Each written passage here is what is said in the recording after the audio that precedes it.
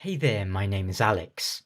I am the Silver Mont, and this is not quite a review of Final Fantasy XVI, but I'll be talking about my impressions of the game, story, primarily. I will try and keep this video largely spoiler-free, however.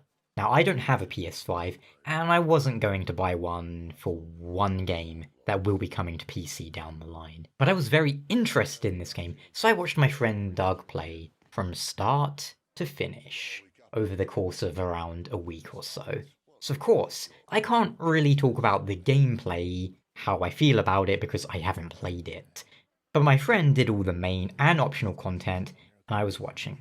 But Doug did everything, all the main quests, of course, all the side quests, all the optional things, all the hunts, and so on. So I've seen everything. Well, speaking more generally, I'll briefly cover what seems good about the game and what seems not so good. Primarily, the story and main content seem good. The combat looks enjoyable, and of my various friends who have all played it, they've all enjoyed the Devil May Cry-ish combat. The game has abandoned turn-based combat in favour of real-time. The main character can equip 3 icons at a time, swapping between them like Devil May Cry weapons, you might say. Each of them has several abilities and you can equip 2 at a time, as well as passive ones. For example, Garuda has a grab ability that works a bit like Nero's arm in DMC 4 and 5. Some people will of course be irritated by this change in combat style, but that just comes down to taste. Still, I've observed some more questionable parts of the game's design too. 16 is not an open world game, but instead split up into large open areas. As to which, why? I watched Doug explore every single area, every single nook and cranny. Rarely was he rewarded for doing so. That was one of his main gripes with the game. He enjoys exploring and he rarely felt like he was rewarded with anything for doing so. The majority of the rewards he obtained were materials he already had hundreds, if not thousands of, nor were they all that useful, largely due to the huge surfeit of them he received. Certainly, now and then he'd get a new accessory or the like, but that was a minority of the time. The main reward for his exploration was no more than the sights and vistas.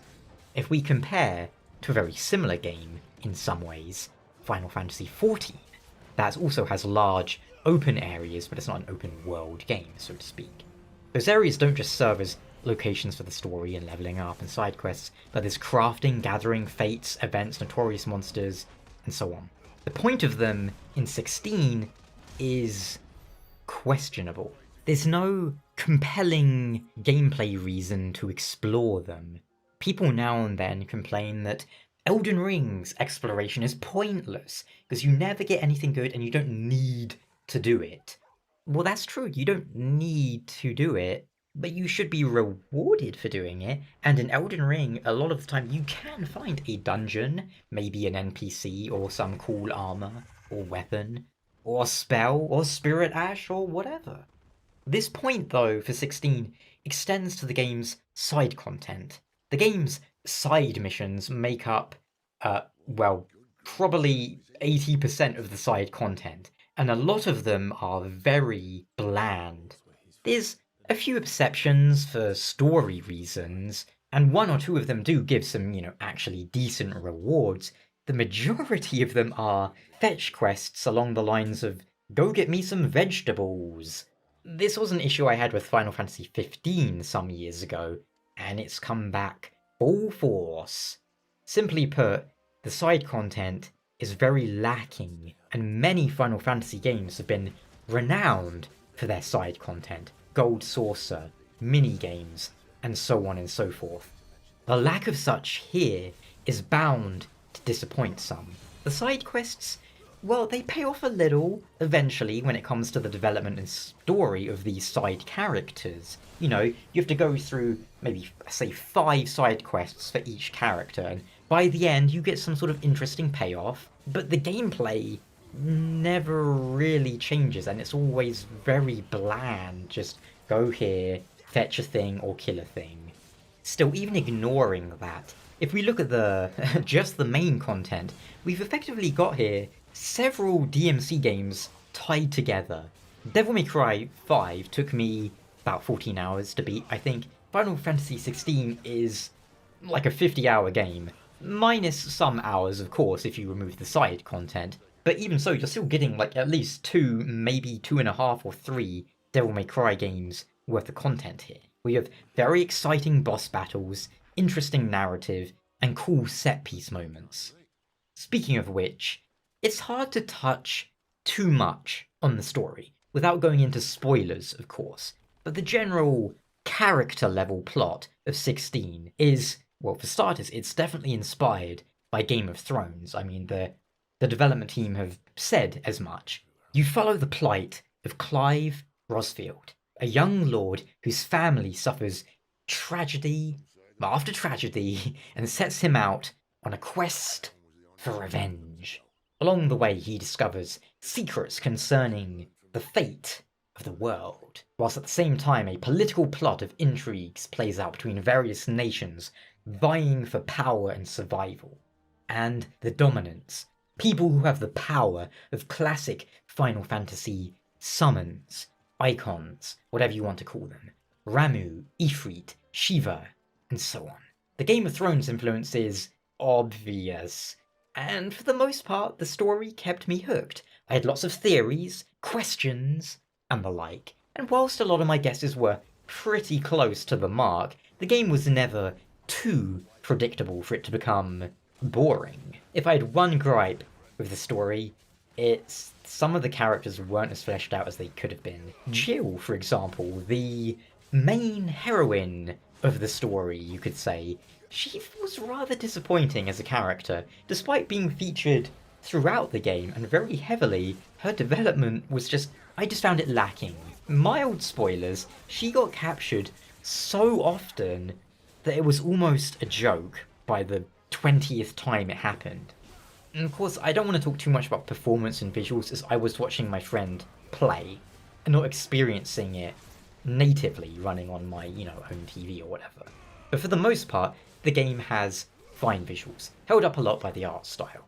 My friend played in FPS or performance mode, which seemed to hit 60 most of the time in combat, to my eye. But I would guess it was closer to maybe 45 outside of combat. I find that a little odd, as surely the PS5 is capable of keeping 60 FPS in a game like this. I was a little bit disappointed in the lighting. 16 does not have a dynamic time of day style lighting system. You can't stand still in an area and watch the sun rise and fall. Again, I don't have any problems with that, I'm pointing out. I'm just saying, the game has static lighting, so why is it rather flat in many areas? It isn't awful by any means, but static lighting means you're effectively handcrafting it, because it doesn't change, It could have been done better here. A lot of dark interiors, like, say it's the afternoon in this area, you go inside a shop, you would expect some corners of the shop to be quite dark where there's no light reaching it, but instead this was sort of flat glow to them, and it looks way too light. The game doesn't seem to have any ray tracing support, which can help with those lighting issues, but really, it's a nitpick. The game's lighting isn't bad, but it could have been a lot better. When you compare with the game that's 5 years old or more at this point, Red Dead 2, which also has no ray tracing, and has dynamic time of day.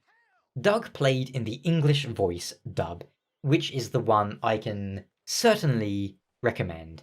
The voice cast is very solid, and there's some recognizable voices there too. I was surprised a little bit to hear Harry Lloyd in the game.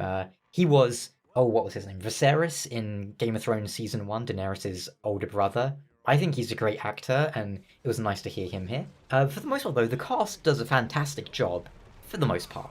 Much like Final Fantasy XIV, there are some recognizable voices. The performances were good, and the only thing I can think to criticize at all there, some of the lip syncing in the not major cutscenes is a little bit odd looking. So in summary, The main content, the story, all very entertaining. The world was interesting, the lore, the history, the general setting is one that I enjoyed. It had little bits of Final Fantasy Tactics, little bit of Type 0 in some ways, and of course, the Final Fantasy XIV influence feels fairly strong in some ways too. But it doesn't feel derivative of other games in the series. It feels suitably distinct and unique. Oh, I can't forget Final Fantasy XI, of course. But the story had a satisfying conclusion, for me. I've seen some people saying, oh, what happened here? What happened here? It didn't answer this and that.